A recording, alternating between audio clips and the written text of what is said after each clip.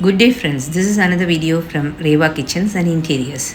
Today we are going to see what is the required height we have to keep while installing the dishwasher in the modular kitchen.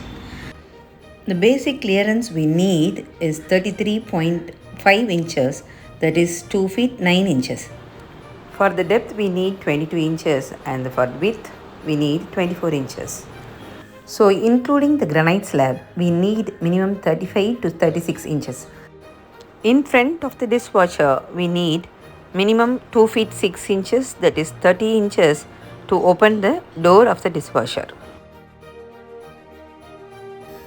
The most important thing while designing the height of the kitchen, it should be customized according to the client's height and their comfortable working height.